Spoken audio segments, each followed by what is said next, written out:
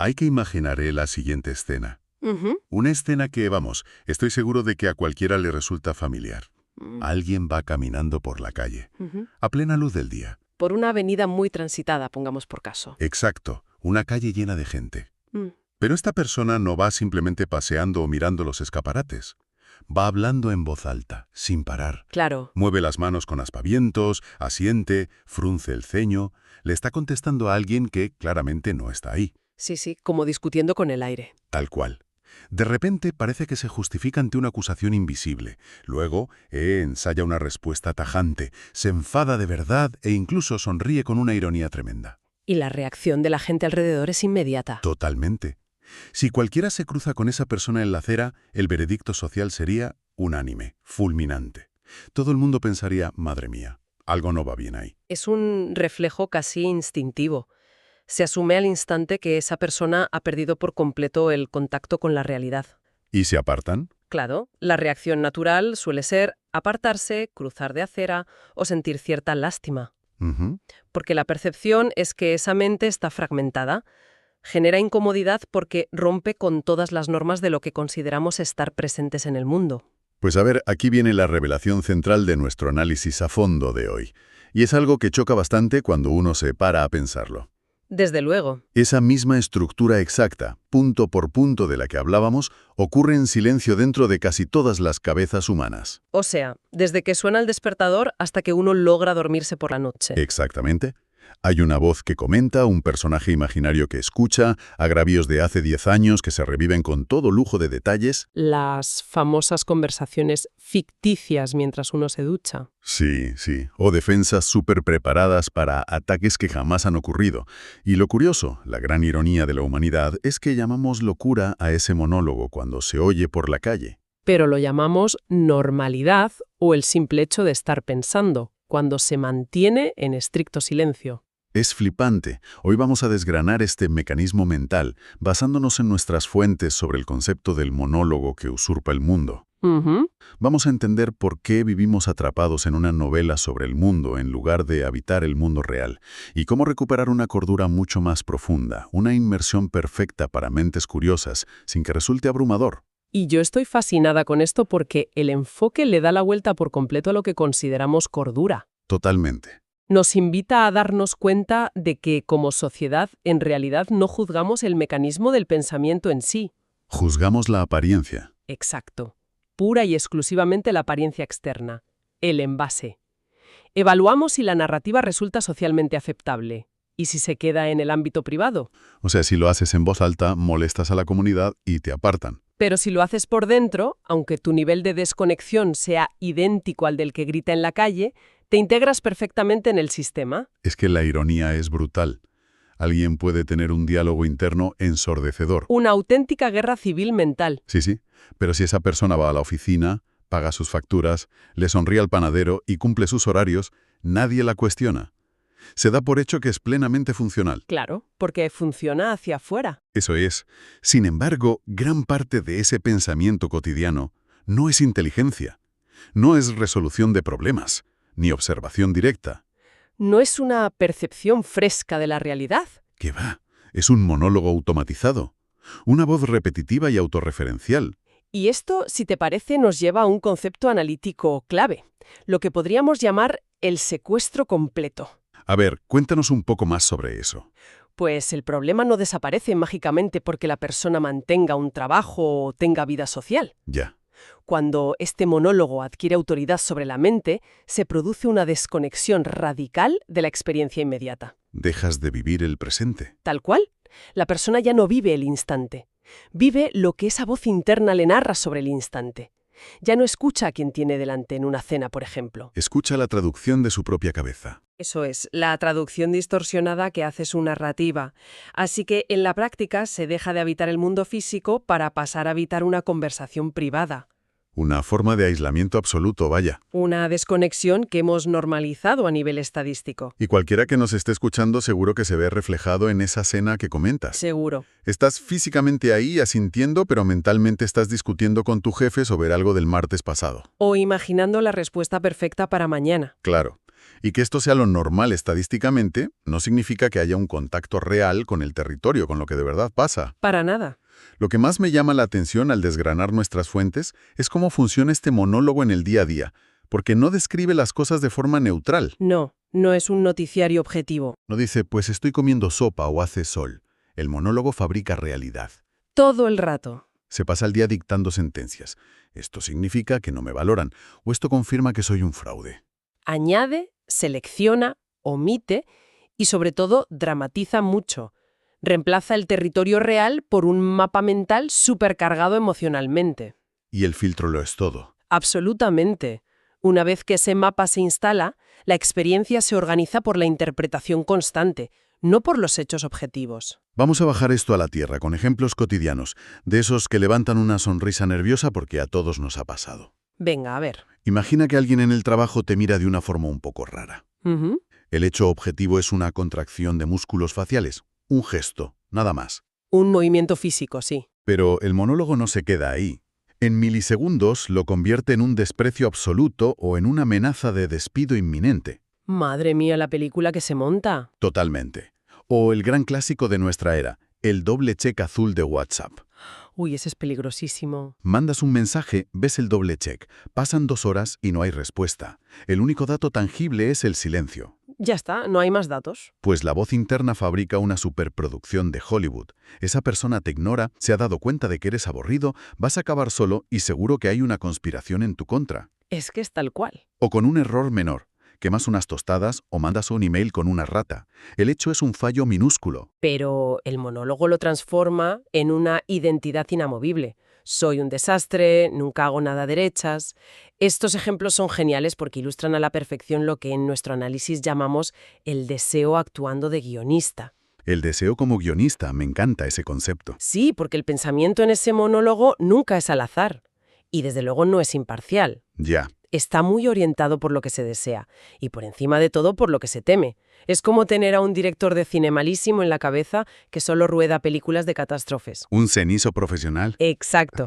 Si hay una herida psicológica previa, un complejo de inferioridad, la mente va a buscar ofensa en cualquier interacción, hasta en un cumplido. Y si hay miedo al rechazo, verá amenazas de abandono en todas partes. Constantemente. Y el pasado, fíjate, deja de ser una memoria normal y se convierte en una prueba judicial que se saca a relucir para sostener esa identidad. O sea, un juicio continuo. Y el futuro igual. Pierde toda su cualidad de lienzo abierto y se transforma en una prolongación de los temores del presente. Si conectamos esto con el panorama general, la conclusión es muy potente. A ver, La ceguera que padecemos no es por falta de datos, como solemos creer. Es porque nos sobra narrativa. hay tanto ruido que la realidad queda sepultada. Exactamente. Capas y capas de interpretación sobre lo que simplemente es. Entonces, claro, me surge una duda enorme. Si este mecanismo es tan destructivo y lo vemos tan claro ahora mismo, ¿por qué demonios nadie habla de esto? Es la gran pregunta. ¿Por qué seguimos aplaudiendo esta neurosis colectiva como si fuera el estado ideal? Da la sensación de que la sociedad te empuja a subirle el volumen al ruido. Pues nuestras fuentes señalan 3 motivos principales para esta paradoja. El primero es una trampa de manual, la estadística confundida con la salud. Ah, claro. Como miles de millones de personas viven atrapadas en esta conversación interna, esa altísima frecuencia se confunde con la verdad. O con la naturaleza humana inmutable. Eso es, si todo el mundo sufre por sobrepensar, asumimos que la vida es así y punto. Se normaliza de forma masiva. La típica falacia de que si la mayoría lo hace, pues debe estar bien. Y supongo que el segundo motivo toca una fibra más personal. Sí, la feroz necesidad de proteger la autoimagen. La historia personal. Al final, este monólogo sirve para proteger la sensación de ser alguien especial y coherente. Cuestionarlo implicaría cuestionar la propia identidad que has construido durante años. Uf, y eso da mucho vértigo. Muchísimo. La psique humana prefiere casi cualquier grado de sufrimiento antes de ver tambalearse al personaje que ha creado. Es como decir, prefiero tener razón en mi miseria que admitir que me estoy inventando la mitad de mis problemas. Tela con esa frase. Prefiero tener razón en mi miseria. Es durísimo, pero es la pura verdad. Y luego está el tercer motivo, que es cómo el mundo externo premia este bucle mental. La recompensa cultural, ¿no? Porque no solo no se ve como un problema, sino que tiene premio. Es fascinante ver cómo se disfrazan estos problemas. La cultura actual, sobre todo en lo laboral o académico, recompensa el análisis infinito y la sobreinterpretación. Le ponemos palabras amables. Totalmente. Llamamos ser una persona muy reflexiva a lo que, siendo honestos, es pura rumiación ansiosa. O llamamos tener mucho carácter a vivir secuestrado por el resentimiento. Y llamamos madurez a la incapacidad absoluta de salir de nuestro propio relato para entender al otro.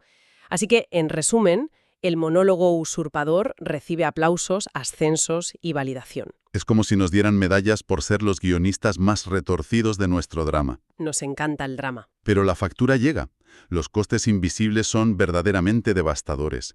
Y empezando por algo tan básico como las relaciones. El famoso lamento de nadie me entiende. Exacto, una sensación casi universal. Y al analizar esto, vemos una explicación fríamente lógica. Es imposible que nos entiendan de verdad porque en la mayoría de interacciones nadie está ahí de verdad. Cada uno está en su jaula de cristal. En su película. Cuando dos personas hablan, muchas veces no interactúan entre ellas. Cada una habla con la versión fabricada que tiene del otro en su cabeza.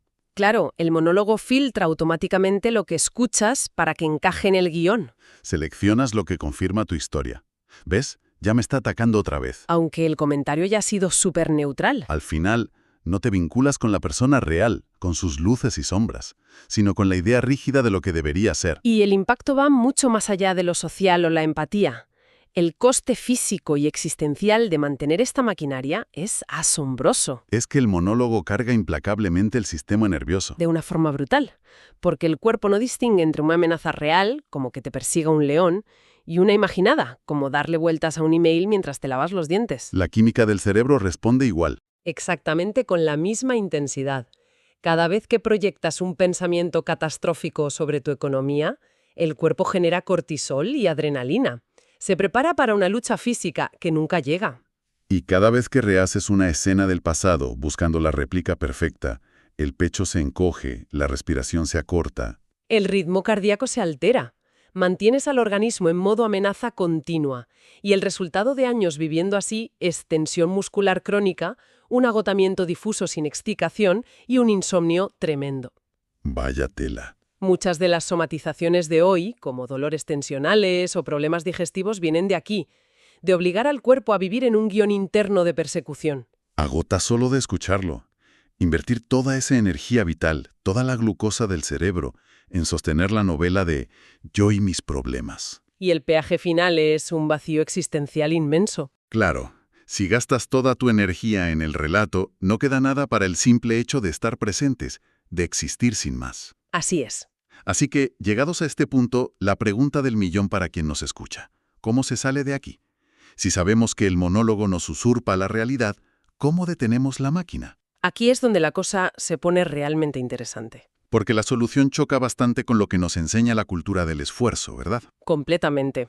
Lo primero que hay que entender, y es muy contraintuitivo, es precisamente lo que no se debe hacer bajo ninguna circunstancia. A ver, cuando la gente nota ese ruido, la reacción instintiva es declarar la guerra. Intentar aplastar los malos pensamientos. Pero pelearse con la mente es como intentar apagar un fuego echándole gasolina.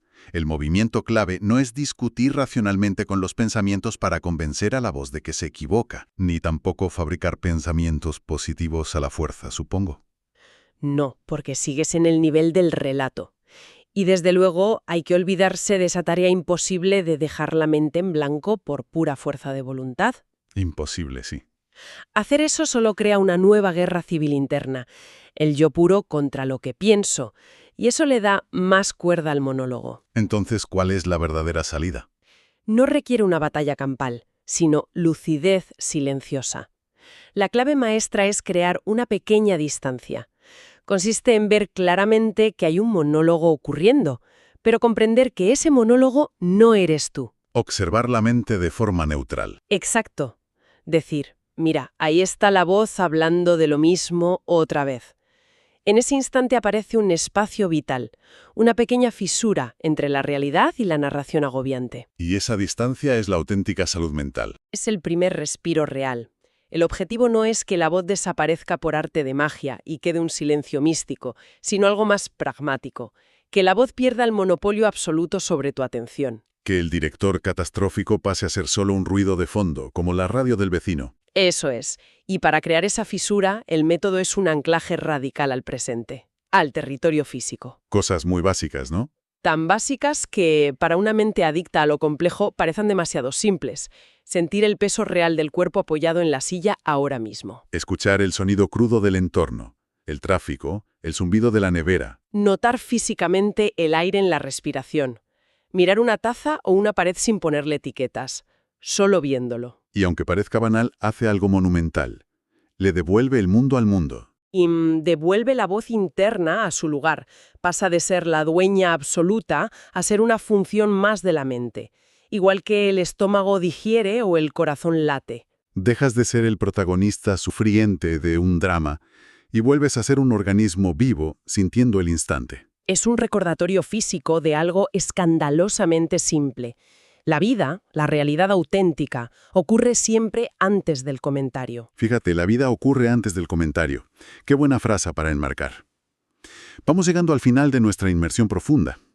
Y creo que la gran lección es cambiar el paradigma de la cordura. Totalmente de acuerdo. La verdadera locura tal vez sea creer firmemente que solo hay una voz y que siempre dice la verdad absoluta. La cordura profunda no es ir a terapia para tener un monólogo con mejor vocabulario. No es la realidad tangible, que no es alguien real que necesite ser defendido a capa y espada, y que no necesita ocuparlo todo. Y al asimilar esto, el silencio deja de ser un vacío amenazante que hay que llenar de ruido a toda costa. La realidad externa vuelve a tener permiso para entrar en tu experiencia. El valor práctico de esto, para cualquiera que esté escuchando, es inmenso. Alivia de un plumazo ese agotamiento crónico causado por el exceso de información interna. Te ahorra cantidades ingentes de sufrimiento inútil. Sufrimiento por defender un guión que no existe fuera de tu cabeza. Es enormemente liberador darse cuenta de que no tenemos la obligación de creernos todo lo que nuestra mente nos cuenta. Es una liberación literal. Y basándome en esa necesidad vital de volver a los sentidos físicos para romper el hechizo, me gustaría lanzar una última idea, una provocación para dejar pensando a quien nos escucha. Adelante con ello. Si conectamos esto con el momento histórico en el que vivimos, surge un interrogante.